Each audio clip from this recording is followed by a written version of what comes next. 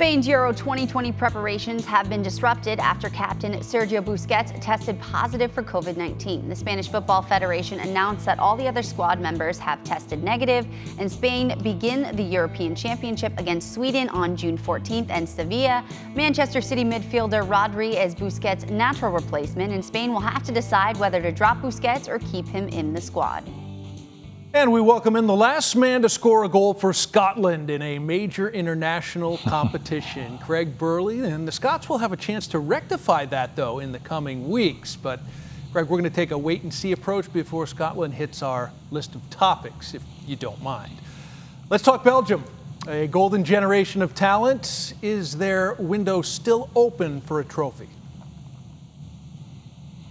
Their window is still open, Mark, at this moment in time, but we know a lot of these players are not getting any younger. You know, a lot of people have talked about this generational talent that Belgium have produced. The Kevin De Bruyne's, the Eden Hazard, the Romelu Lukaku, before it was Vincent Kompany, Thibaut Courtois, you know, Axel Witsel, the list goes on and on. So many Belgian players playing around Europe at top clubs. Semi-final of the World Cup in 2018, but time is running out for these players because some of them are heading into their 30s. And what Belgium did after an awful exit of the Euros in 2016 to Wales, they fired Mark Wilmots, the coach, and they said, we have the players, but we don't have the coach, we don't have the manager, so we're going to get somebody with a track record, with experience in Roberto Martinez. And so that's the route they've gone down. The football has been good. However, they haven't yet gotten over that line. We think it might be Martino's last shot with the national team before he looks to get back into club football. But for this group of Belgian players, it's kind of now or never, because we've been talking about them winning a tournament, it seems now, for the last 6 or 7 years. It's going to be a tough task when you look at the others, but they are capable of being in the fight.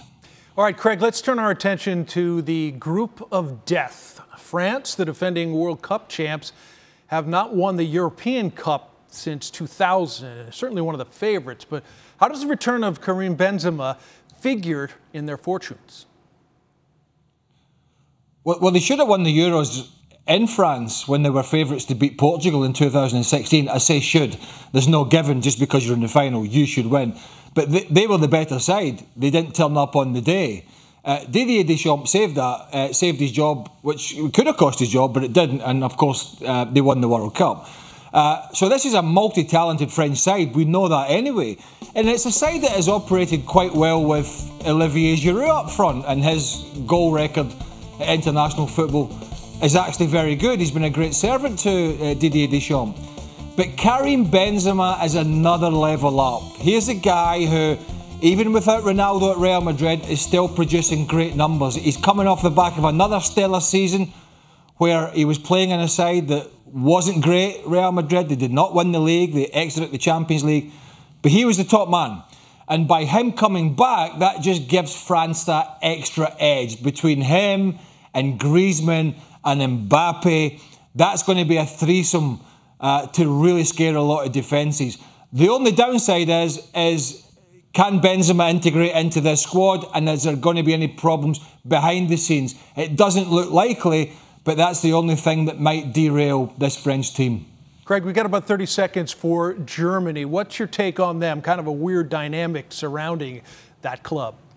Yeah, bloody lucky Jogi Löw is still in a job, isn't he? They were so bad at the 2008 World Cup.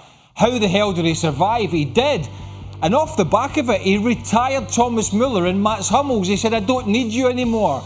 And 2 years later, he had to phone them up and say, oh, we're actually very bad. Would you come back? So the Germans are in a bit of hot bother before this competition. And I don't fancy them at all, Mark. I really don't.